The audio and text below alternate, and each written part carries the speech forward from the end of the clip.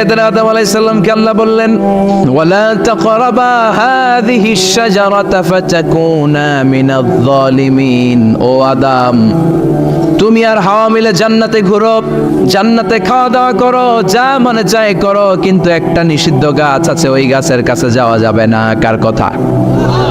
সব খাও, সব করো, কিন্তু নিষিদ্ধ গাছের কাছে যাওয়া যাবে না। আদম আলাইহিস সালাম শয়তানের ওয়াসওয়াসায় পড়ে ওই গাছের ফলই খেয়ে ফেললেন। ওয়ালাকাদ আহিদনা ইলা আদম মিন ক্বাবলু ফানাসিয়া ওয়া লাম নাজিদ লাহু আজমা।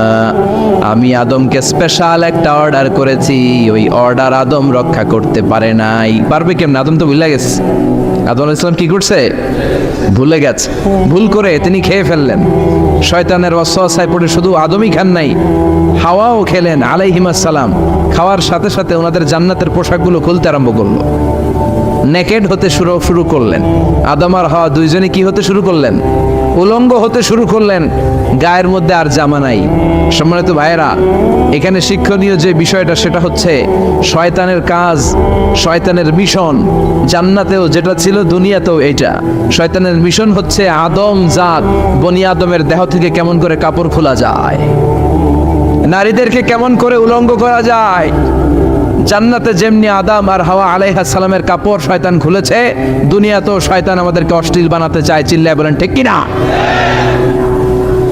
এজন্য আমার মায়েরা, আমার বোনেরা, যাদের কানে আমার মাইকের আওয়াজ যায়, খবরদার, শয়তানের এই ওয়াসওয়াসায় ফাঁদে পা দেয়া যাবে না। শয়তান চেয়েছে জান্নাতে কেমন করে মা হাওয়ার কাপড় খুলে ফেলা যায়, দুনিয়াতেও শয়তান চায় কেমন করে আপনাদেরকে নেকেড বানানো যায়। ঠিক কিনা? বাংলাদেশে নারীদের কাপড় এখন দেহের মধ্যে বাড়ছে নাকি কমছে? আছি আমরা এখন জামানায়, লাজ শরম গেছে হারায়। ঠিক কিনা? পাতলা শাড়ির বাহার, পাখি ড্রেস, লেহেঙ্গা পোশাক দেখে নারীর লাজে মরে যাই। হায় হায়, আছি আমরা এখন জামানায়, লাজ শরম গেছে হারায়। ঠিক কিনা? পোশাক আশাক নারীদের খাটো হতে শুরু করেছে, এটা শয়তানের মিশন। এজন্য মায়েরা বোনেরা খবরদার, পোশাককে ছোট করবেন না, খাটো করবেন না, হেজাব পরবেন। এই হেজাবকে ফরজ করেছে কে? এই হেজাব আপনার অধিকার, আপনার অধিকার আপনি বুঝে নেন। হেজাব আপনার অহংকার, এই হেজাব হচ্ছে আপনার আভিজাত্যের প্রতীক। চিল্লায় বলেন ঠিক কিনা? নারী অধিকারের যারা কথা বলে, নারী আন্দোলনের কথা যারা বলে, তাদের কথায় কান দিবেন না। এরা বক্তব্যের মঞ্চে ওঠে, নারীর অধিকারের কথা বলে, কিন্তু তাদের ঘরেই নারীরা বেশি নির্যাতিতা, তাদের ঘরের কাজের মেয়েগুলাই বেশি নির্যাতিতা। চিল্লায় কোন ঠিক কিনা? তারাই লোহা গরম করে কাজের মেয়েগুলোর পিঠে ছ্যাঁক দেয়, তারাই সুযোগ পেলে ধর্ষণে সেঞ্চুরি করতে দ্বিধাবোধ করে না। চিল্লায় কোন ঠিক কিনা? শয়তানের মিশন জান্নাতে ছিল যেটা, দুনিয়াতেও এটা। পোশাক কি করে আলাদা করা যায়? এই জন্য হেজাব যেন আমরা ভুলে না যাই। হেজাব আপনার আভিজাত্যের প্রতীক, আপনার সৌন্দর্য, আপনার সম্ভ্রম, আপনার স্ট্যাটাস তো আপনার হেজাবের মধ্যে শোভা পায়। ঠিক কিনা? কিন্তু দিনকে দিন পোশাক ছোট হতে শুরু করেছে। নতুন নতুন অনেক পোশাক বেরোয় নারীদের। কি পোশাক আছে বলেন তো একটা? হ্যাঁ, পাখি। আর কি আছে? লেহেঙ্গা আর কিরণমালা। আর এগুলো পড়বেন না, হেজাব পড়বেন। হেজাবে একটা নারীকে যত সুন্দর, রূপবতী, গুণবতী, সুস্নিগ্ধা লাগে, অন্য কোনো পোশাকে লাগে? আল্লাহ আমাদেরকে বোঝার তৌফিক দান করো। সাইয়েদনা আদম আলাইহিস সালাম, হাওয়া আলাইহিস সালাম জান্নাতের ভেতরে যখন উলঙ্গ হয়ে গেল, লজ্জাস্থান ঢাকার জন্য জান্নাতের বিভিন্ন গাছের দিকে দৌড়ায়। দৌড়িয়ে দৌড়িয়ে যেই গাছের পাতা দিয়ে তারা সেদিন লজ্জাস্থান ঢেকেছিল, ওই গাছের নাম ছিল তিন গাছ। কি গাছ? ওই তিনের কসম কোরআনে কেটেছে কে? সেজন্য আল্লাহ বললেন ওয়াত-তিনি ওয়াজ-যাইতুনি ওয়া তুরি সিনিন ওয়া হাযাল বালাদিল আমিন। সুবহানাল্লাহ পড়েন। তিনের কসম, জাইতুনের কসম। জাইতুন মানে জলপাই, আওয়াজ করে বলতে হবে। জাইতুন অর্থ খাইছেন? জলপাইয়ের আচার খাই না আমরা? জাইতুন মানে জলপাই, ইংরেজিতে বলে অলিভ। তবে আমাদের জলপাই আর আরব দেশের জলপাই একটু গুণগত পার্থক্য আছে। আরব দেশের জলপাই একটু ছোট হয়, আমাদেরগুলো সাইজে বড় হয়। আরব দেশের জলপাই একসাথে অনেকগুলো খাওয়া যায়, আর আমাদের দেশের জলপাই আবার 2-3টার বেশি খাওয়া যায় না। অনেক টক না? এই 7টা জলপাই আর একটা 3, এই মিক্স রেশিওতে যদি আপনি রেগুলার খান, আপনার বার্ধক্য রোধ হবে, আপনার স্বাস্থ্য ভালো থাকবে। আলহামদুলিল্লাহ পড়েন। এই জাইতুন গাছগুলো আরব দেশে হিল ট্র্যাক্টস, পাহাড়ি এরিয়াতে হয়, শত বছর বেঁচে থাকে। বিষ্ণু বলেছেন কুলু জাইতা ওয়াত্তাহিনু ফাইন্নাহা মিন শাজারাতিন মুবারাকা। বিষ্ণু বললেন জাইতুনের তেল খাও, জাইতুনের তেল গায়ের মধ্যে দাও, জাইতুনের তেল মালিশ করো, জাইতুনের ভেতরে বরকত ঢুকায় দিয়েছে কে? জাইতুনের তেল দাড়িতে চুলে মালিশ করলে দাড়ি চুল সহজে পাকে না। বিশ্বনবী সব সময় দাড়িতে চুলে জাইতুন মাখতেন, আমি নিজেও মাখি প্রতিদিন, আপনারাও মাখবেন। বাজারে পাওয়া যায়, যে বলবেন অলিভ অয়েল, কি বলবেন? অলিভ অয়েল বললে আপনাকে দিবে। স্পেনের, মেড ইন স্পেন, এদের অলিভ অয়েল ভালো। ফিলিস্তিনের যে অরিজিনাল অলিভ অয়েল, এটা ভালো, এটা খাওয়া যায়। তাম্বুতু বিদ্দুহুনি ওয়া সিবগিল্লিল আকিলিন, এটার অনেক কাজ, খাওয়াও যায়, মালিশও করা যায়, জাইতুনের টাল ভেঙে মেসওয়াকও করা যায়। সুবহানাল্লাহ পড়েন। বিষ্ণু বললেন নি'মাস সিওয়াকিয়া জাইতুন, জাইতুনের মেসওয়াক কতই না ভালো। ফাইন্নাহা সিওয়াকি ওয়া সিওয়াকুল আমবিয়াই মিন ক্বাবলি, কেননা আমি বিশ্বনবী নিজে জাইতুনের ডাল ভেঙে মেসওয়াক করি, আমার আগে লক্ষাধিক নবীরা সবাই জাইতুনের ডাল দিয়ে মেসওয়াক করেছেন। সুবহানাল্লাহ পড়েন। আপনার দেহের ব্যাড কোলেস্টেরলের লেভেল কমে যাবে যদি জাইতুন আপনি খান। দাড়িতে মাখবেন, চুলে মাখবেন, আবার সালাদের মধ্যেও জাইতুনের তেল দিয়ে খাওয়া যায় যদি এক্সট্রা ভার্জিন হয়। লেস দেন 1% অ্যাসিড দিয়ে এটাকে পিউরিফাইং করলে এটার বলে এক্সট্রা ভার্জিন। এরপর আরেকটা আছে ভার্জিন, 2% অ্যাসিড দিয়ে পিউরিফাইং করে। 3, 4, 5% অ্যাসিড দিয়ে পিউরিফাইং করলে ওটার বলে রিফাইন্ড পিওর, ওটা গায়ে মালিশ করবেন, বরকত আছে না নাই? এজন্য এই দুইটার কসম কোরআনে কেটেছে কে? এরপরে রব্বুল আলামিন বলেন ওয়া তুরি সিনিন,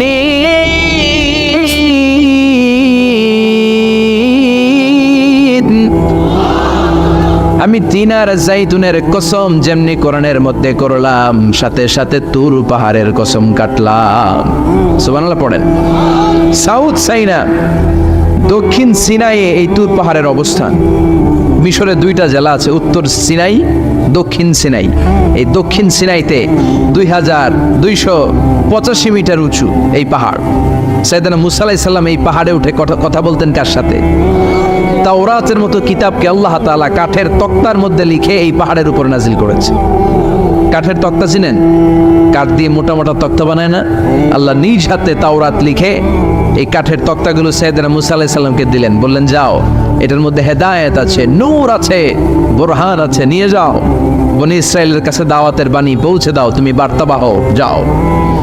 সাইয়েদনা মুসা আলাইহিস সালাম দেখলেন ছোট্ট ছোট্ট কিছু কাঠের ফলকার তক্তা, ভাবলেন কাঁধের মধ্যে তুলে নিয়ে যাই, এর চেয়েও কত ভারী ভারী জিনিস আমি মুসা কাঁধের মধ্যে তুলে বেড়াই। কিন্তু সাইয়েদনা মুসা আলাইহিস সালাম তক্তার মধ্যে হাত দিয়ে দেখে কাঁধে উঠাবে তো দূরের কথা, নাড়াতেই পারে না। সুবহানাল্লাহ পড়ে। কাঁধে উঠাবে তো দূরের কথা, কি করতে পারে না? নাড়াতেই পারে না। মুসা আলাইহিস সালাম ভাবলেন এদিক দিয়ে মনে হয় শক্ত, ওদিকে মনে হয় নরম, ওদিক দিয়ে ধরি, ওদিকে টান দেয়, ওদিকেও নড়ে না, মাঝখানে ধরে টান দেয়, নড়ে না। ঘটনা কি? এর চেয়ে কত বড় তক্তা কাঁধে লয়ে ঘুরি, আর এগুলো নড়ে না কেন? আল্লাহ জিব্রাইলরে বলেন না একটু হেল্প করতে? আল্লাহ বললেন যাও, তোমারে হেল্প করতে কইছে। মুসা আলাইহিস সালাম বললেন ভাই জিব্রাইল তুমি এদিক দিয়ে ধরো, আমি ওদিক দিয়ে ধরি। আমরা এরকম ধরে বলি না মারো টান হেইয়ো, এই দুইজনে হেইয়ো হেইয়ো শুরু করছে, কিন্তু তক্তা নড়ে না। মুসা আলাইহিস সালাম বললেন চলো পজিশন চেঞ্জ করি, তুমি এদিকে আমি ওদিকে, মারো টান আরো জোরে, কিন্তু তক্তা নড়ে না। মুসা আলাইহিস সালাম বললেন আল্লাহ জিব্রাইলের যে সঙ্গী ফেরেশতা 11 বলো না একটু হেল্প করতে। আল্লাহ বলে যাও হেল্প করে আসো। এবার সবাই মিলে মারো টান আরো জোরে, গায়ে যত জোর আছে। মুসা আলাইহিস সালাম তক্তা ধরে টান দিলেন, টানের চোটে প্রত্যেকটা লোমকূপ দিয়ে ঘাম বেরোতে শুরু করেছে। এক একটা টানে কোমরের রগ ছিঁড়ে যাওয়ার অবস্থা, কিন্তু তক্তা নড়ে। আল্লাহ ডেকে বললেন মুসা রগ ছিঁড়ার দরকার নাই, আর ঘেমে অস্থির আর ঘর্মাক্ত হওয়ার দরকার নাই। আসলে তক্তার এত ওজন না, কিন্তু তক্তার মধ্যে যেই বাণীগুলো আছে বাণীগুলো কার? এটা আমার বাণী রে মুসা, এগুলো আমার কথা, এগুলো আমার দেওয়া কিতাব, এগুলো সাধারণ দুনিয়ার বাণী নয়, সাধারণ কথা নয়। এই জিনিসটা বোঝাবার জন্য তক্তার ওজন আমি বাড়িয়ে দিয়েছি। এবার ফেরেশতার সাহায্যের দরকার নাই, নিজেই টান দাও, দেখবা উঠাতে পারবা। সাইয়েদনা মুসা আলাইহিস সালাম এখন দেখে টান দিয়ে কাঁধে নেওয়া যায়। সুবহানাল্লাহ পড়েন। এই যে তুর পাহাড় তিনি মুসা আলাইহিস সালামকে দিয়েছিলেন, যেই পাহাড়ের উপরে, পাহাড়টার নাম তাওরাত কিতাব যে তিনি দিয়েছিলেন, যে পাহাড়ের উপরে, এই পাহাড়টার নাম কি? তুর পাহাড়। বিশ্বনবী মেরাজে যখন গিয়েছিলেন, সাইয়েদনা জিবরাইল এই তুর পাহাড়ে বিশ্বনবীকে নামিয়ে বললেন, অন্ধকার, ইয়া রাসূলুল্লাহ উদউল্লাহ, আল্লাহর কাছে দোয়া করেন। বিশ্বনবী বললেন, জিবরাইল দোয়া করলাম, কিন্তু কোন জায়গায় কোন পাহাড়ের উপরে আমার নামালাম? আমি তো এলাকা চিনি না, পাহাড় চিনি না, কোন পাহাড় এটা? সাইয়েদনা জিবরাইল বললেন, নবী হাদিহি জাবাল মুসা তুরে সাইনা, এটা আপনার ভাই মুসার পাহাড়, তুর পাহাড়। সুবহানাল্লাহ। এটার চূড়ায় বিশ্বনবী দোয়া করেছেন। এবং ইয়াজুজ মাজুজের আক্রমণ থেকে বাঁচার জন্য ঈসা আলাইহিস সালাম কিয়ামতের আগে সব মুমিন বান্দাদেরকে নিয়ে তুর পাহাড়ের উপরে উঠবে। সুবহানাল্লাহ পড়ে। আমি নিজেই তুর পাহাড়ের উপরে উঠছি 2 বার জীবনে। আমি মিশরে ছিলাম, তো ওখানে আমি শিক্ষা সফরে 2 বার আমরা প্রায় তুরে সাইনাতে সফর করতাম। ঠান্ডা একটা এলাকা, মিশরে, পুরো মিশরে গরম, ওদিকে ঠান্ডা। 3 ধর্মের লোকদের জন্য এটা একটা তীর্থস্থান, সবাই যায়। ইহুদিরা যায়, খ্রিস্টানরা যায়, আমরাও যেতাম। মাঝরাতে তুর পাহাড়ে উঠতে হয়, ফজরের সময় পৌঁছতে হয়, আবার 7টা-8টার দিকে ব্যাক করতে হয়। 10টা-11টার পরে সূর্যের তাপে পাথরের পাহাড় এত গরম হয়, ওখানে কোনো মানুষ দাঁড়িয়ে থাকতে পারে না। আমরাও উঠতেছি কাঁধের মধ্যে ব্যাগ নিয়ে, খ্রিস্টানরা উঠতেছে, ইহুদিরা উঠতেছে। ওইটার উপরে খ্রিস্টানদের একটা চার্চ আছে, গির্জা। ইহুদিদের আছে একটা ছোট্ট সিনাগগ। ইহুদিরা যে জায়গায় নামাজ পড়ে ওটারে কি বলে? সিনাগগ। খ্রিস্টানরা যেটাতে নামাজ পড়ে ওটারে বলে চার্চ, গির্জা। আর আমরা যেটাতে নামাজ পড়ি মসজিদ। আমাদেরও একটা মসজিদ আছে ছোট। ফজরের সময় উঠলাম, উঠে তাকিয়ে দেখি সূর্য কিরণে পুরো তুর পাহাড়ের সিলসিলাতুল জিবাল, পাহাড়ি রেঞ্জ ঝিকিমিকি আলোতে সূর্যের কিরণে চমৎকার এক আভা, রক্তিম আভা ধারণ করেছে। সবাই মিলে আল্লাহর কাছে দোয়া করলাম। এই তুর পাহাড়ের কসম কেটেছে কে? রব্বুল আলামিন বলেন, ওয়াত-তিনি ওয়াজ-যাইতুনি ওয়া তুরি সিনিন ওয়া হাযাল বালাদিল আমিন। তিনের কসম, যাইতুনের কসম, তুর পাহাড়ের কসম, আর এই নিরাপদ শহরের কসম। এই নিরাপদ শহর দ্বারা উদ্দেশ্য হচ্ছে মক্কাতুল মুকাররমা। নিরাপদ শহর দ্বারা কোন শহর উদ্দেশ্য? মক্কা। যে মক্কার আগের নাম ছিল বাক্কা। মক্কার আগের নাম সবাই বলেন বাক্কা। মক্কার নামে আল্লাহ কোরআনে একটা সূরা দিয়েছে, সূরার নাম সূরাতুল বালাদ। লা উকসিমু বিহাযাল বালাদ ওয়া আনতা হিল্লুম বিহাযাল বালাদ। সুবহানাল্লাহ পড়েন। আবার এই শহরের নাম দিলেন আল্লাহ উম্মুল কুরা, জনপদ সমূহের মা। এই শহরের মধ্যে যারাই প্রবেশ করবে নিরাপত্তা দিবে কে? আবার এই শহরের মাঝখানে আল্লাহ এমন একটা ঘর তৈরি করেছে, গোটা বিশ্বের সব মুসলমান ওই ঘরের দিকে মাথা নুইয়ে সেজদায় লুটিয়ে পড়ে। সুবহানাল্লাহ পড়েন। ইন্না আউওয়ালা বাইতি উদিআ লিন-নাস লাল্লাযী বিবাক্কাতা মুবারাক। এই কাবা ঘরকে কেন্দ্র করে প্রতিদিন 120টা রহমত নাজিল হয়। চিল্লায় বলেন তো কয়টা? 60 লিত-তাইফিন, 60টা রহমত যারা তাওয়াফ করে তাদের জন্য। 40 লিল মুসাল্লিন, 40টা রহমত যারা নামাজ পড়ে তাদের জন্য। 60 আর 40-এ কত? বাকি আছে কয়টা? ওয়াল 20 লিন-নাযিরিনা ইলাল কাবা, বাকি 20টা রহমত যারা তাওয়াফও করে না, নামাজও পড়ে না, শুধু কাবার দিকে তাকিয়ে থাকে। সুবহানাল্লাহ পড়েন। আবার কাবার 4টা কর্নার আছে, একটা কর্নারের ভেতরে একটা পাথর আছে, এটাকে বলে ব্ল্যাক স্টোন কর্নার, হাজরে আসওয়াদের পাথর। এই পাথরে যেই চুমো দেয়, পাথর ওই চুমো দানকারীর জীবনের সব গুনাহ টেনে শুষে সব নিয়ে যায়। কিয়ামতের দিন আল্লাহ হাজরে আসওয়াদের 2টা ঠোঁট দিবেন, 2টা চোখ দিবেন, আর দাঁড় করিয়ে দিবেন। আল্লাহর সামনে দাঁড়িয়ে দাঁড়িয়ে হাজরে আসওয়াদ সুপারিশ করবে। আল্লাহর কাছে বলবে, আল্লাহ এই লোকটা আমারে চুমো দিয়েছে, তার জন্য জাহান্নামের আগুন হারাম করে দাও। এই হাজরে আসওয়াদ পাথরের জন্য আমরা চুমো দিতে পারি, আল্লাহ তৌফিক দাও। জোরে বলেন আমিন। এই নিরাপদ শহরের কসম, শহরটার নাম মক্কা। চিল্লায় বলেন শহরটার নাম এটার মাঝখানে একটা ঘর আছে, আল কাবা আল মুশাররাফা। লক্ষ লক্ষ মানুষ এই কাবা কেন্দ্রিক প্রতিদিন ছুটতে থাকে। আল্লাহ বলেছেন এটা মাসাবাতাল লিন্নাস, মানুষের মিলন কেন্দ্র। লক্ষ লক্ষ মানুষ এই কাবাকে ঘিরে নামাজ পড়ে। প্রতিটা জুমার দিন 10 লাখেরও মোর দেন 1 মিলিয়ন মুসল্লি কাবার চারদিকে জুমার সালাত আদায় করে সুবহানাল্লাহ পড়েন। আজান হওয়া মাত্রই মৌমাছির মতো মানুষগুলো ছুটতে থাকে। কাবার আজান শুনেছেন? আল্লাহু আকবার, আল্লাহু আকবার,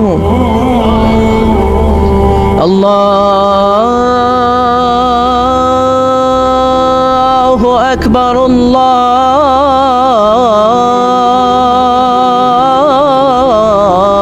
আল্লাহু আকবার। কি সুরেলা আজান, কাবার আজান। আজান হতে দেরি, আজান হতে দেরি। যদি 20-30 তলা হোটেলের কোনো ছাদ থেকে আপনি খেয়াল করেন, দেখবেন মৌমাছির মতো ডানে বায়ে সামনে পেছনে চারিদিক থেকে সারে আল হিজরা দিয়ে, সারে আজিয়াত রোড দিয়ে, কাজ্জা দিয়ে, জারোয়াল দিয়ে, মেসফালা দিয়ে, ইব্রাহিম খালিলি দিয়ে মানুষগুলো কাবার দিকে ঢুকতে শুরু করেছে, ঠিক কিনা? আবার বিশ্বনবী বলতেন মক্কা তো হাব্বুল বিলাদ ইলাইয়া, মক্কা শহর আমার কাছে সব চাইতে প্রিয় শহর। লাউলা উখরিজিতু লামা খারাজতু, মক্কার কুরাইশরা কাফেররা যদি এই শহর থেকে জোর করে আমারে বের করে না দিত, আমি কোনোদিন মক্কা ছেড়ে দূরে যেতাম না। সুবহানাল্লাহ পড়ে।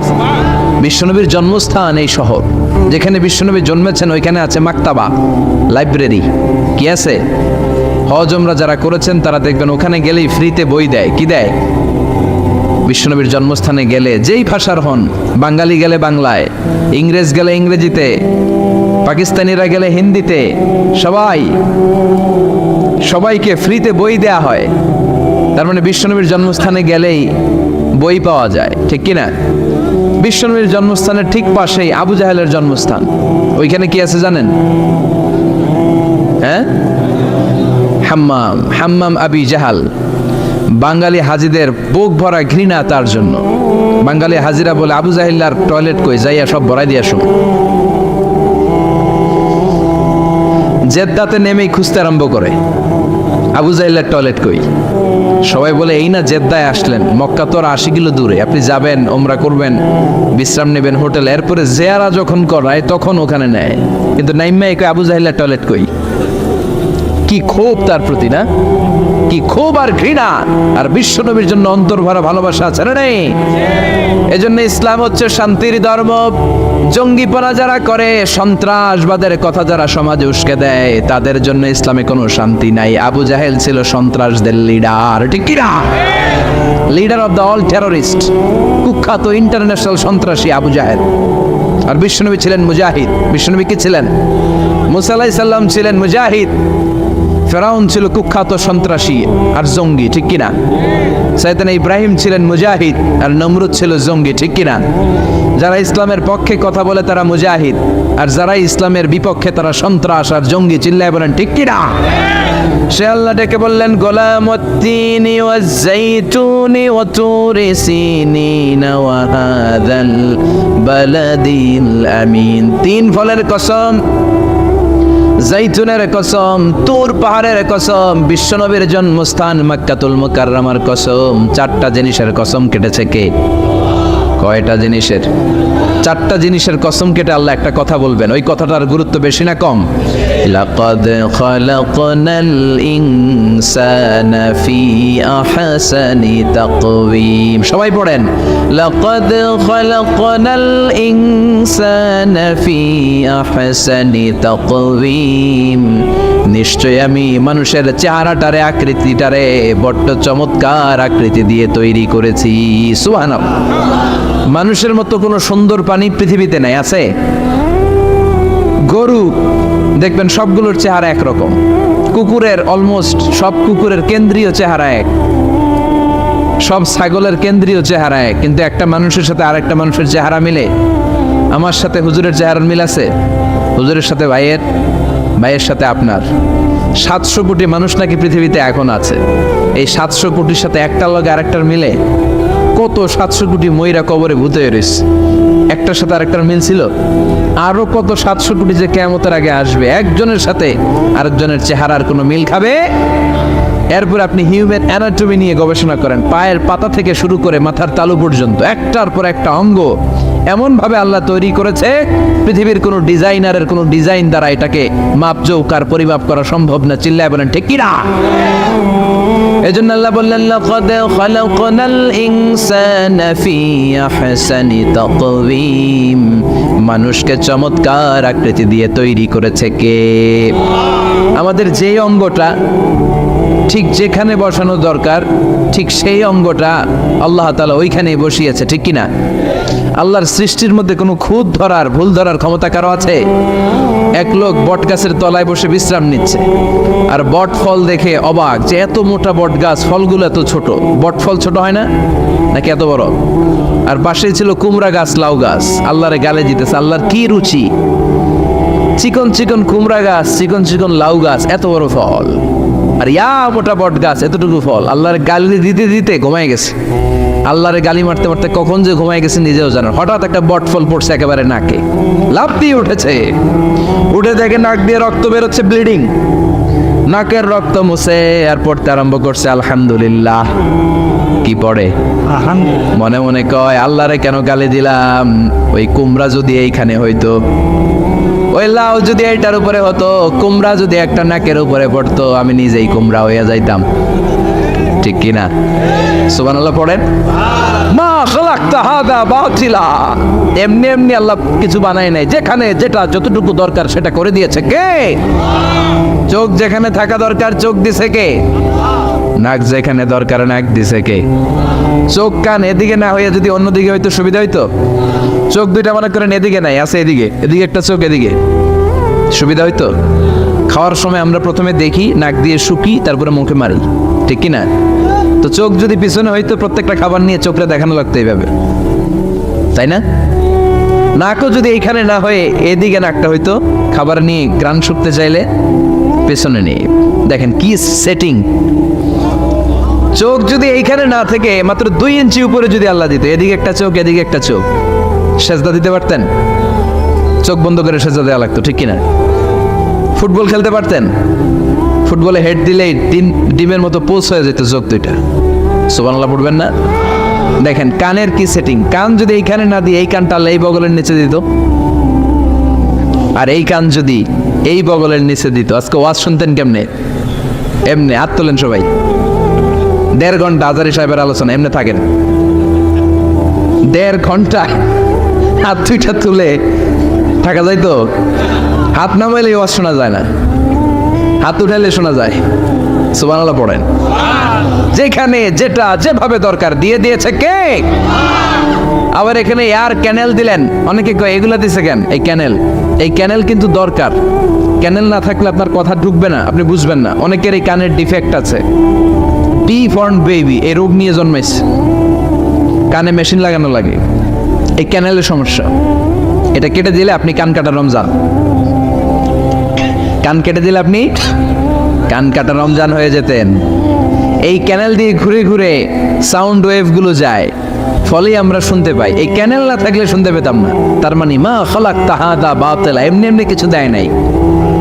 206টা হাড্ডি দিয়ে আমাদের মানুষের দেহ, ছোট্ট হাড্ডিটা আল্লাহ দিয়ে দিছে এখানে।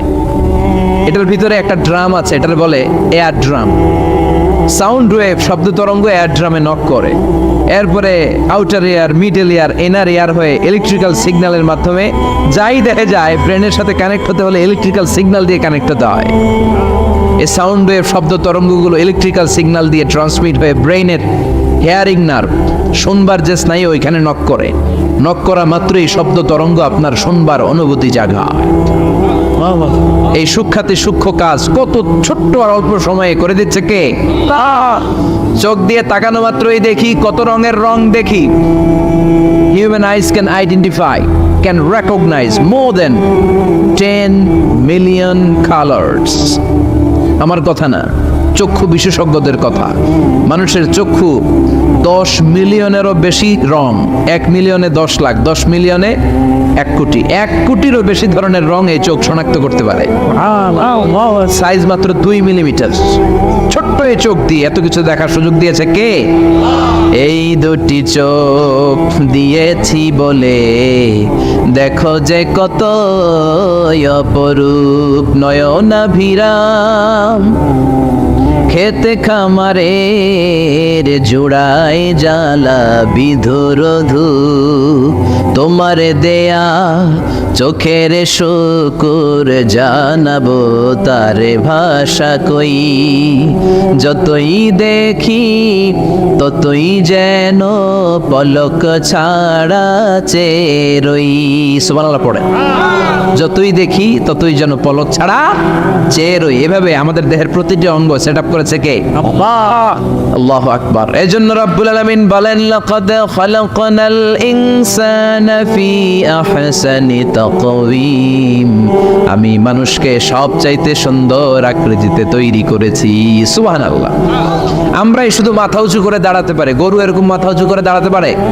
গরুর মাথা নিচে, ছাগলের মাথা নিচে, সবার মাথা নিচে। মানুষই দুই পায়ে ভর করে শির দ্বারা মানে স্পাইনাল কর্ডের উপর টান টান হয়ে মাথাটা উঁচু করে এইভাবে দাঁড়ায়। পৃথিবীতে একটাই সৃষ্টি, এজন্য আল্লাহ এই সৃষ্টির নাম দিয়েছে আশরাফুল, যে মাখলুকাতের কাছে নূরের ফেরেশতাও সেজদা দিতে বাধ্য হয়েছে, ঠিক কি না? তুমি মাটির আদমকে প্রথম সৃষ্টি করিয়া ঘোষণা করিয়া দিলে শ্রেষ্ঠ বলিয়া, তাই তো নূরের ফেরেশতা করে আদমকে সেজদা, ঠিক কি না? তাই তো নূরের ফেরেশতা করে আদমকে সেজদা, সবার চেয়ে সম্মান দিলে মাটির আদমকে। আল্লাহু আল্লাহু তুমি জাল্লে জালালুহু, শেষ করা তো যায় না গে তোমার গুণগান। আল্লাহু আল্লাহু। সুবহানাল্লাহ পড়েন। আশরাফুল মাখলুকাত বানালেন।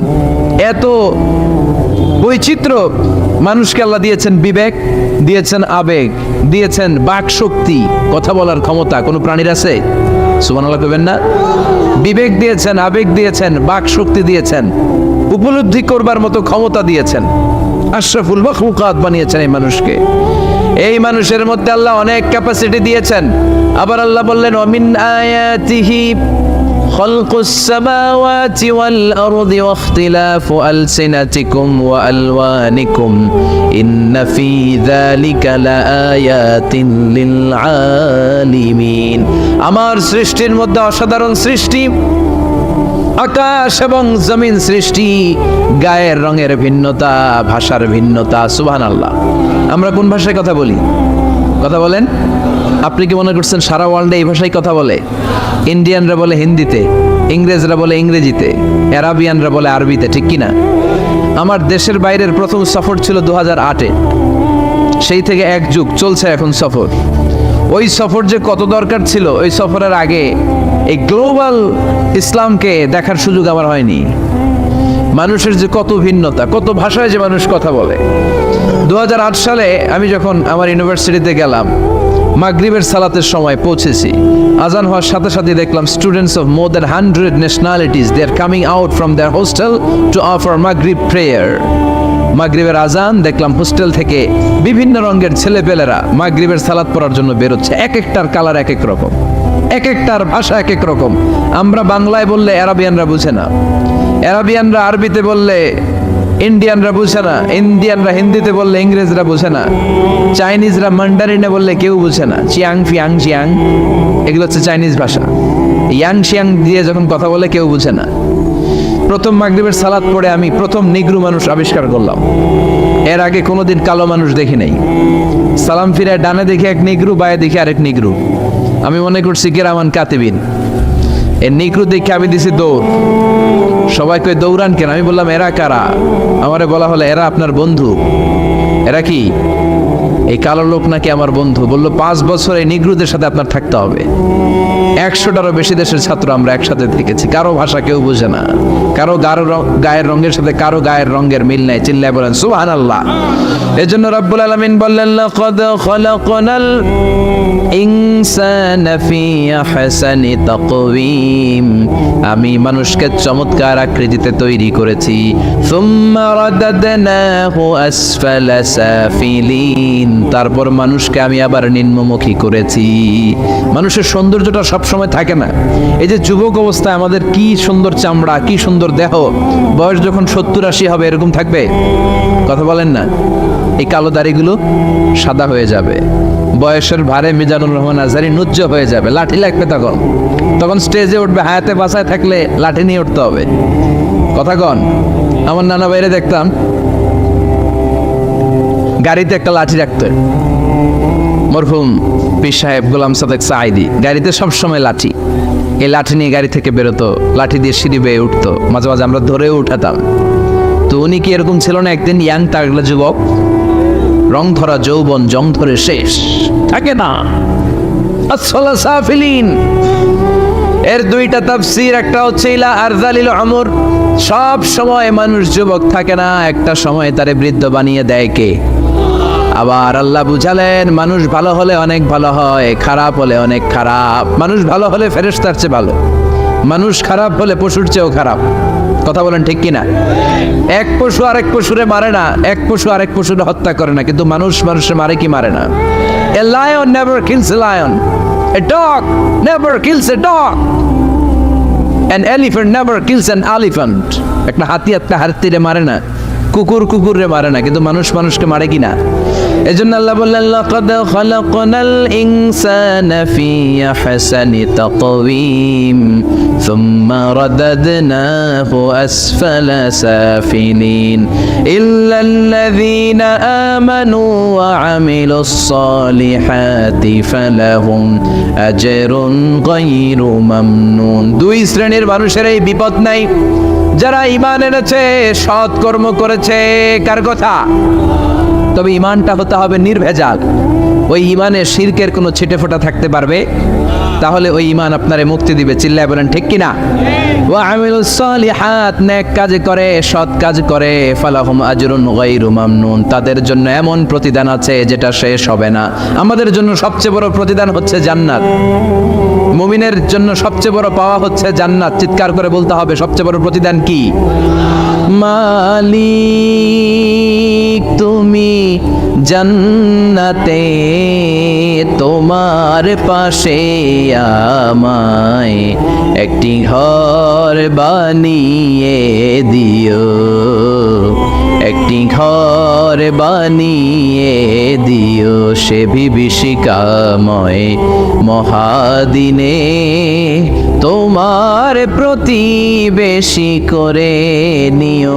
মালিক তুমি জান্নাতে তোমার পাশে আমায় একটি ঘর বানিয়ে দিও। পড়েন আমিন, চিল্লায় পড়েন আমিন। তার মানে যারা ঈমান আনবে, নেক কাজ করবে, তাদের হারাবার কিছু নাই। চিল্লায় কোন ঠিক কিনা? আমাদের হারানোর কিছু আছে? আমরা মল্লের শহীদ বাঁচলে, মল্লের শহীদ বাঁচলে, এজন্য ঈমানটা হতে হবে পাকা ঈমান। ঈমানদার কখনো পথ হারায় না। ঈমানদার ভরসা রাখে কার উপর? আপনি যদি ঈমানের পক্ষে থাকেন, কোরআনের পক্ষে থাকেন, ইসলামের পক্ষে থাকেন, আপনার উপর আযাব আসবে, গজব আসবে, বিপদ আসবে, নবীদের উপর যেমনি এসেছে। ঠিক কিনা? ঝুঁকি যদি আসে, ভয় যদি আসে, আপনার উপর আযাব যদি আসে, শাস্তি যদি আসে, অত্যাচার আসে, মুমিন কখনো ভয় পায়? কথা বলেন। মুমিন কখনো পথ হারায় না, মুমিন কখনো আশা ছাড়ে না। চিল্লায় বলেন ঠিক কিনা? কারণ মুমিন খুব ভালো করে জানে রাত্রি যত গভীর হয় সুবহে সাদিকের সময় কাছে আসতে থাকে। কথা বলেন। গর্ভবতী মায়ের পেটের ব্যথা যত বাড়তে থাকে, নতুন মেহমান আসার সময় কাছে আসতে থাকে। তেমনি ইসলামের পক্ষে যারা কথা বলে, ইসলামের পক্ষে যারা লড়াই করে, হকের ব্যাপারে যারা বাতিলের বিরুদ্ধে আপোষহীন, তাদের উপর যত অত্যাচার আসবে, ইসলামের বিজয়ের সময় কাছে ঘনাতে থাকবে। চিল্লায় বলেন ঠিক কিনা? ইসলাম জিন্দা হোতা হয় হার কারবালা কি বাত। প্রতিটা কারবালার রক্তক্ষয়ী সংগ্রামের পরে ইসলামের বিজয় আসে। ইসলামের বিজয় মিষ্টি কথায় আসে না। ইসলামের কথা, ইসলামের বিজয়টা এমনি এমনি আসে না। ইসলাম জিন্দা হোতা হয় আর কারবালা কি বাত। প্রতিটা কারবালার রক্তক্ষয়ী সংগ্রাম দিয়ে ইসলামের পতাকা উড়ে। চিল্লায় বলেন ঠিক কিনা?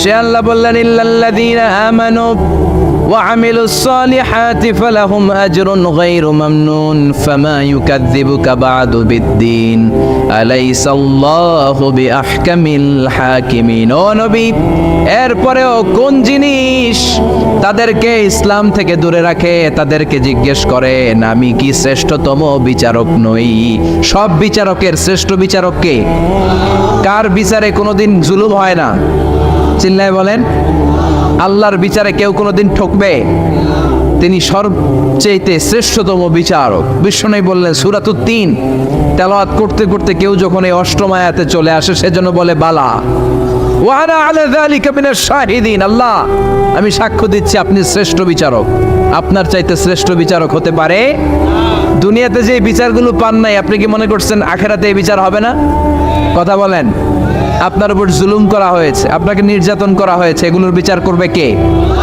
আপনার জমি মেরে খেয়ে দিয়েছে আপনার সম্মান নষ্ট করেছে বিচার করবে কে যত অন্যায় বিচার পৃথিবীতে হয়েছে এগুলোর নতুন করে বিচার হবে সেই বিচারকের সবচেয়ে বড় বিচারকের ভূমিকা পালন করবে আমাদের আল্লাহ এদেশের যুবকরা অনেক সম্ভাবনাময় এদেশের যুবকদের মধ্যে আছে প্রাণ ঢালা উচ্ছ্বাস শক্তি যুবকদের দেহের রক্ত গরম না এই গরম রক্তগুলারে ইসলামের কল্যাণে কাজে লাগাতে হবে আমাদের মুক্তিযুদ্ধে যারা লিড দিয়েছিল তারা কারা যুবক না কিছুদিন আগে কোটা আন্দোলন হয়েছে না একটা লিড দিয়েছে যুবকরা তারপর নিরাপদ সড়ক চাই লিড দিয়েছে কারা বুড়া মুরব্বীরা যুবকেরা এজন্য যুবকেরা তোমাদের ইবাদত আল্লাহর কাছে অনেক প্রিয় তোমাদের কাজগুলোর দাম আল্লাহর কাছে অনেক বেশি in the day of judgment কিয়ামতের দিন আল্লাহ তাআলা 7 শ্রেণীর ব্যক্তিকে তার আরশের নিচে ছায়া দিবে এর মধ্যে দুইটাই হচ্ছে যুবক একটা হচ্ছে ওই যুবক শাবুন নাশাআ ফি ইবাদাতিল্লাহ যে যুবক তার যৌবনটাকে আল্লাহর ইবাদতে কাজে লাগায় যে যুবক তার যৌবন বয়সে পর্নোগ্রাফি দেখে না হিন্দি সিনেমা দেখে না দুম্মা চলে দুম দেখে না তুঝে দেখাতে হয়ে জানা সনম এগুলো তারা দেখে না অশ্লীল কোনো কিছুই তারা দেখে না এই সময়টা তারা আল্লাহর ইবাদত করে কাটায়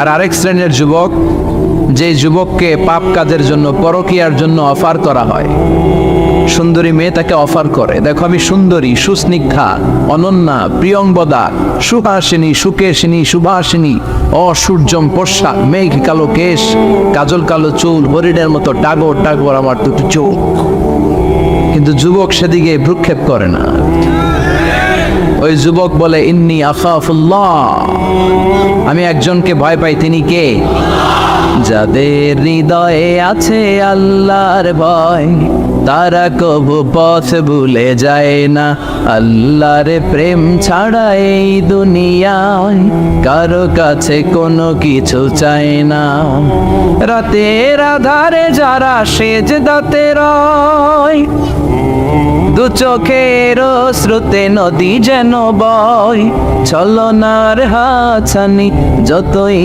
আসুক পেছনে ফিরেও সে তাকায় না যাদের হৃদয়ে আছে আল্লাহর ভয় তারা কবু পথ ভুলে যায় না আল্লাহর প্রেম ছাড়া এই দুনিয়ায় কারো কাছে কোনো কিছু চায় না কারো কাছে কোনো কিছু চায় না ঠিক কি না ওই যুবকদের হৃদয়ে ভয় থাকে কার কারো কাছে তাদের চাওয়া পাওয়ার কিছু নাই কিন্তু আমার দেশের এই দামাল ছেলেগুলোর চরিত্র ধ্বংস করে দেওয়ার জন্য যা যা দরকার তার সব উপাদান বাংলাদেশে আছে না নাই এক নম্বরে পর্নোগ্রাফি আছে না স্মার্টফোনগুলোর ভিতরে ইন্ডিয়ান নায়িকাদের কোমর দুলানোর ডান্স আছে না নাই রূপবানে নাচে কোমর দুলায়া ফেরেশতারা বলবে তোগরে পিডামু আমরা ঝুলাইয়া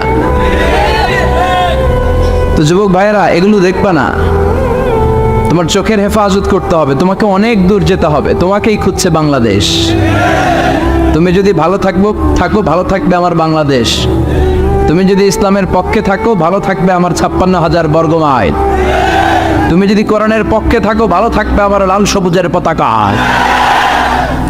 এজন্য যুবকদেরকে ইসলামের পক্ষে থাকতে হবে এই পর্নোগ্রাফির সাথে আমাদের কোনো সম্পর্ক আজকের এই মাহফিল থেকে আমরা ওয়াদা করব, যার মোবাইলে যা আছে সব ডিলিট করা যাবে না ইনশাআল্লাহ। আগে যা করছি সামনে থেকে আর দেখা যাবে না। এই পর্নোগ্রাফি আমার যুবক ছেলেদেরকে শেষ করে দিয়েছে। এরপরে আরেকটা বড় সমস্যা হচ্ছে মাদকের সমস্যা।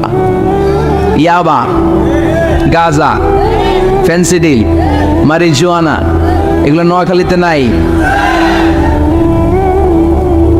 এই ইয়াবা আগে ছিল ইউনিভার্সিটি লেভেলে ছেলেরা খেত, তারপরে নামলো কলেজে, এখন এটা প্রাইমারি স্কুলের ছেলেদের হাতেও পৌঁছে গিয়েছে। ভয়ঙ্কর অবস্থা। প্রশাসনের ভাই যারা আছেন, জনপ্রতিনিধি যারা আছেন, আপনাদেরকে আরো শক্ত হতে হবে। ওদের ঘাঁটি ভেঙে চুরমার করে দিতে হবে। কোনো ইয়াবার ব্যবসা বাংলার জমিনে চলতে পারবে না, জোরে বলো ঠিক কিনা।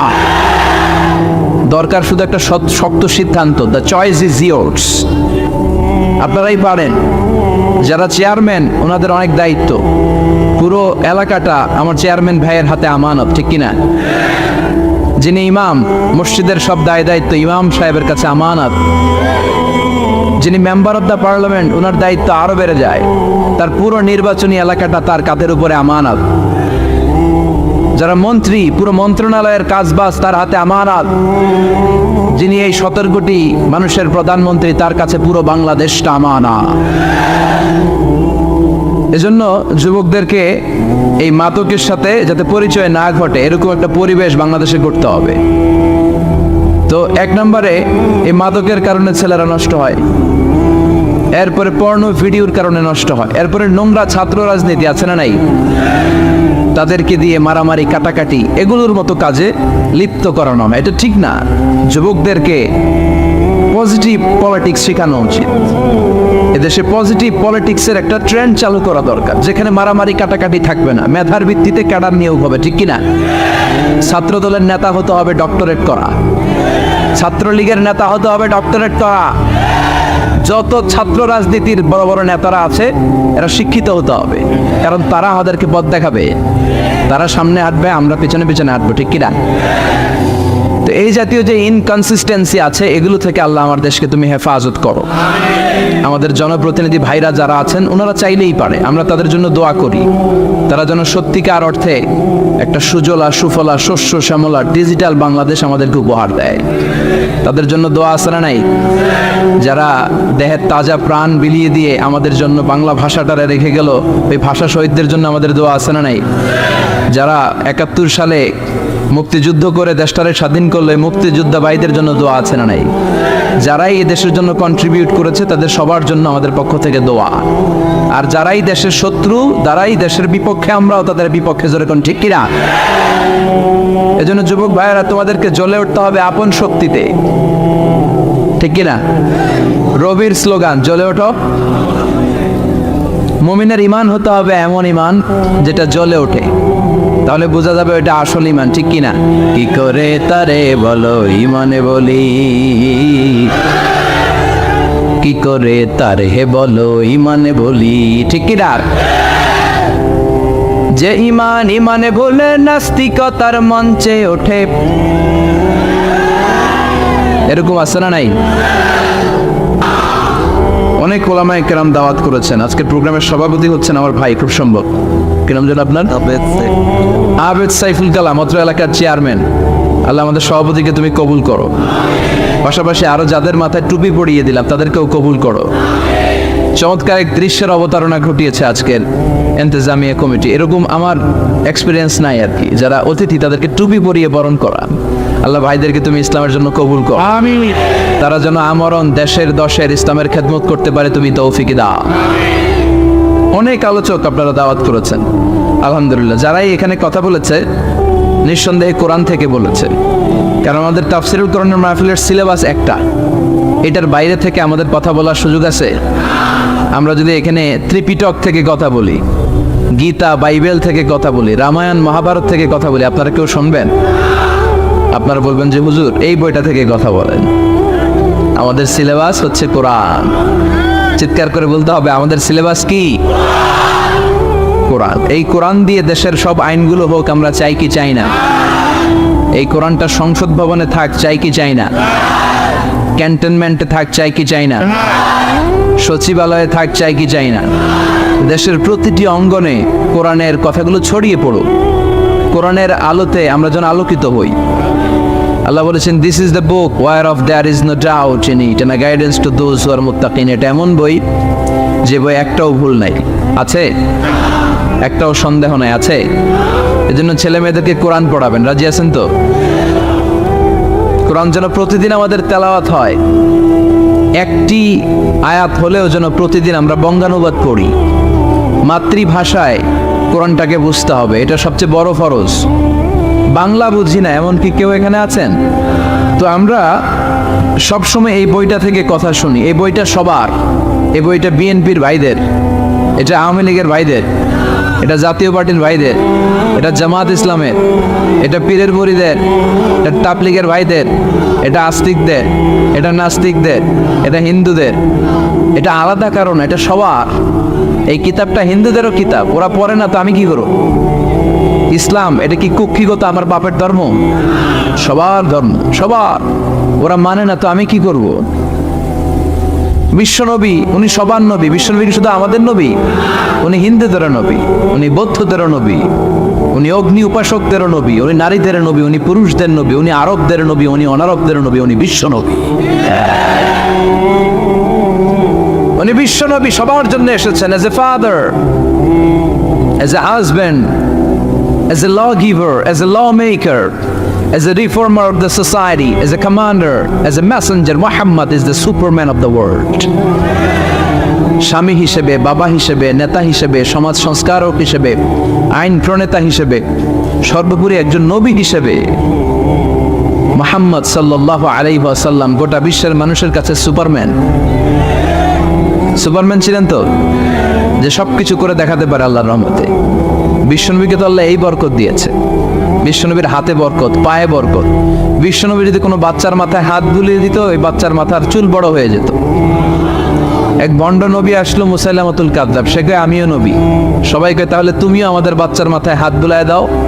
মোহাম্মদ তো হাত বুলায় দিলে বাচ্চার মাথায় চুল বড় হয়। মুসাইলামা কয় নিয়ে আয় বাচ্চা। বাচ্চা নিয়ে আসছে, বাচ্চার মাথায় হাত বুলাই দিস, চুল তো বড় হয় না। আর মাথা ছিল আজীবন টাক মাথা।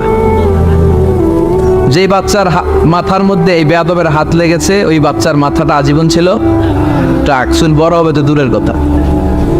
কি বরকতের নবী! অনেক সাহাবী এসে বলছেন, ইয়া রাসূলুল্লাহ, আমাদের কুয়ার মধ্যে পানি নাই, কি করব? বিশ্বনবী যে কুলি করে কুলির পানি কুয়াতে ফেলেছে, মুহূর্তের মধ্যে পাম্প মেশিন দিয়ে পানি উঠালে যেমনি পানি উঠতে থাকে, পুরো কুয়ার পানি উপচে উপরে ওভারফ্লো হতে শুরু করেছে। অনেক জায়গায় কুয়ার পানি লবণাক্ত, সাহাবারা খেতে পারে না। ইয়া রাসূলুল্লাহ, আমাদের কুয়ার পানি লবণাক্ত। বিশ্বনবী ওযু করে আবার কুলির পানি ছাড়লেন, মুহূর্তের মধ্যে লবণাক্ত কুয়ার পানি মিঠা পানিতে পরিণত হলো। যেখানে হাত দিয়েছেন ওখানেই বরকত আছে না নাই? এজন্য বিশ্বনবীর সুন্নাহ আছে, যেখানে আমরা আছি আসলে আমরা সরাসরি কোরআনের দিকে যাই, কারণ এই কিতাবে অনেক বরকত। আমি আমার খুতবার শুরুতে আল কোরআন আল কারীমের 29তম পারার একটি সূরা, সূরাতুল ইনসান, এই সূরার একটি আয়াত তেলাওয়াত করেছি। এই সূরার আলোকে আজকের এই চমৎকার রজনীতে আমরা কিছু কথা শুনবো ইনশাআল্লাহ। পড়েন। এখন যেমনি আপনারা চুপচাপ, শেষ পর্যন্ত চুপচাপ থাকবেন তো, নাকি ওঠা বসা করবেন না? তাহলে আদব নষ্ট হবে। আদব নাই তো কিচ্ছু নাই, আদব আছে তো সব আছে, ঠিক কি না? সূরার নাম হচ্ছে সূরাতুল ইনসান। সবাই বলেন সূরার নাম, আরো জোরে বলেন, ইনসান। 29তম পাড়ায় অবস্থিত। কোন পাড়ায়? 31টা আয়াত। কয় আয়াত? এই সূরাটা মাক্কি সূরা। কি সূরা? বিশ্বনবীর জীবনে দুইটা পর্ব, একটা মাক্কি পর্ব আর একটা মাদানী পর্ব। হিজরতের আগে যে সূরা নাজিল হয়েছে এগুলো মাক্কি, হিজরতের পরে যা নাজিল হয়েছে এগুলো মাদানী। এটা বিশ্বনবীর হিজরতের আগে নাজিল হওয়ার সূরাগুলোর অন্তর্ভুক্ত, ঠিক কি না? ঠিক এতটুকু কথাবার্তা ক্লিয়ার না? এবার আসলে সামনে যাই।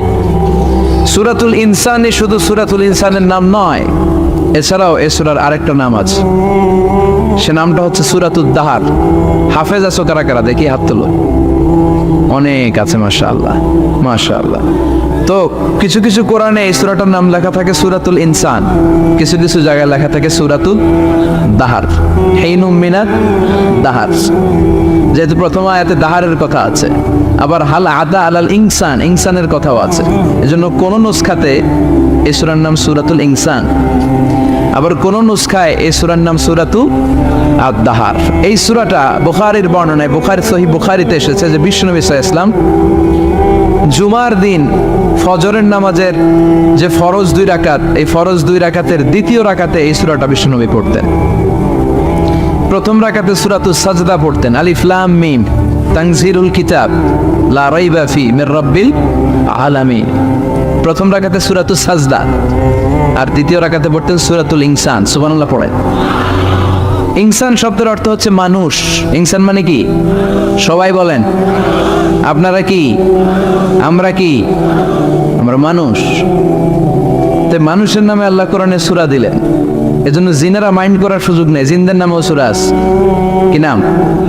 সূরাতুল জিন। মানুষ হচ্ছে কোরআনের সেন্ট্রাল থিম, কেন্দ্রীয় আলোচ্য বিষয়। খুব ভালো করে খরগোশের মতো কানটা খাড়া করে শুনবেন। মানুষ হচ্ছে কোরআনের কেন্দ্রীয় আলোচ্য বিষয়, central theme of the holy Quran, subject matter, central subject matter of the holy Quran. কোরআনের কেন্দ্রীয় আলোচ্য বিষয় হচ্ছে কি? কথা বলেন। মানুষ। মানুষকে নিয়ে কোরআনে যত কথা, মানুষকে নিয়ে যত আয়োজন, সব কিছু মানুষকে নিয়ে। এজন্য মানুষই হচ্ছে কোরআনের কেন্দ্রীয় আলোচ্য বিষয়। চিল্লায় পড়েন আল্লাহু আকবার। আবার আল্লাহ বললেন, গোলাম, এই কোরআনের প্রথম সূরার নাম ফাতিহা, দ্বিতীয় সূরার নাম হলো আল বাকারা। বাকারা শব্দের অর্থ হলো গাভী। আর এই কোরআনের সর্বশেষ সূরার নাম হলো সূরাতুন নাস। নাস মানেও মানুষ। আল্লাহ বুঝাতে চাইলেন, কোরআন শুরু করেছি প্রাণীর নামে একটা সূরা দিয়ে, আর এই কোরআনটারে শেষ করেছি মানুষের নামে একটা সূরা দিয়ে। তার মানে কোরআনটা যদি ভালোভাবে হৃদয়ঙ্গম করতে পারো, তোমাদের মধ্যে পশুত্বের যে প্রবৃত্তি আছে, পশুত্ব দূর হয়ে তুমি মানুষের মতো মানুষ হয়ে যাবা। কোরআন পড়লে আপনার মধ্যে পশুত্ব থাকবে না, আপনি মানুষ হবেন, মানুষের মতো মানুষ। কিসের মতো? এই পৃথিবীতে মানুষ হওয়া সবচেয়ে কঠিন, মানুষের বড় অভাব। অনেকে বলবেন, কি বললেন হুজুর, পৃথিবীতে প্রায় 600 কোটি মানুষ, আর আপনি কোন মানুষের অভাব? আসলে 600 কোটি যা দেখা যায় এগুলো মানুষ না, এগুলো জনসংখ্যা। এজন্য বলা হয় বাড়ছে জনসংখ্যা, কমছে মানুষ। বাড়ছে কি কমছে কি? মানুষ সব মানুষ হতে পারে নাই, মানুষ হওয়া বড় কঠিন। এই কোরআন এসেছে মানুষের মতো মানুষ বানাতে। গরুর পেট থেকে যদি কিছু বেরোয় আমরা ওইটারে বলি গরু, ছাগলের পেট থেকে বেরোলেই ওটা ছাগল হয়ে যায়, কিন্তু মানুষের পেট থেকে বেরোলেই ওটা মানুষ হয় না, ওটারে মানুষ বানাইতে হয়, ওইটারে মানুষ করতে হয়, তাই না? আবার ছাগলকে কেউ কোনোদিন বলে না তুই ছাগলের মতো ছাগল হ, গরুকে কেউ কোনোদিন বলছে তুই গরুর মতন গরু হ, কিন্তু মানুষকে বলা হয় তুই মানুষের মতো মানুষ হ। কোরআন এসেছে আমাদেরকে মানুষের মতো মানুষ বানাতে, ঠিক কি না? এই দুনিয়া এখন তো আর সেই দুনিয়া নাই, মানুষ নামের মানুষ আছে দুনিয়া বোঝাই, সেই মানুষের ভিড়ে আমার আসল মানুষ নাই, ঠিক কি না? আসল মানুষের বড় অভাব, আসল মানুষের বড় সংকট। এই কোরআন এসেছে আমাদেরকে আসল মানুষ বানাতে, কোরআন এসেছে আমাদেরকে মানুষের মতো মানুষ বানাতে। এজন্য যে মা বাবারা চান আপনার ছেলে টেন্ডারবাজ না হোক, চাঁদাবাজ না হোক, 31st নাইটে মেয়েদের অন্য ধরে টান না দেয়, ফেন্সি ডিলের টাকার জন্য আপনারা লাথি মেরে ঘর থেকে বের না করে দেয়, ওই মা বাবারা ছেলে মেয়েদেরকে একটা কিতাব পড়ায় দিবেন। কিতাবটার নাম কি? এই কিতাবটা পড়লে আপনার ছেলেরা শিক্ষিত বানাবে কে? আমি বলি teach your children the holy Quran, holy Quran will teach your children everything. আপনি আপনার ছেলের শুধু কোরআন শিখান, কোরআন আপনার ছেলের গোটা দুনিয়াটা শিখাই দিবে। কারণ কোরআনের প্রথম বাণী হচ্ছে পড়ো, educate yourself, educate your generation.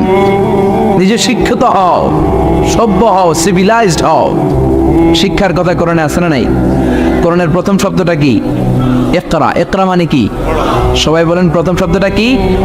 আল কোরআনের প্রথম বাণী পড়ো, আল হাদিসে নবীর কথা পড়ো।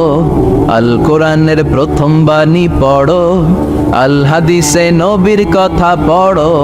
পড়ে পড়ে শেখো, শিখে শিখে তুমি তোমার নিজের জীবন গড়ো। সুবহানাল্লাহ পড়ো। কোরআন পড়লেই জীবন গড়া যায়, ঠিক কিনা? তাহলে এই কোরআনকে আল্লাহ তাআলা নাজিল করেছে আমাদেরকে মানুষের মতো মানুষ বানাতে। কি বানাতে? চিল্লায় বলেন, মানুষের মতো মানুষ।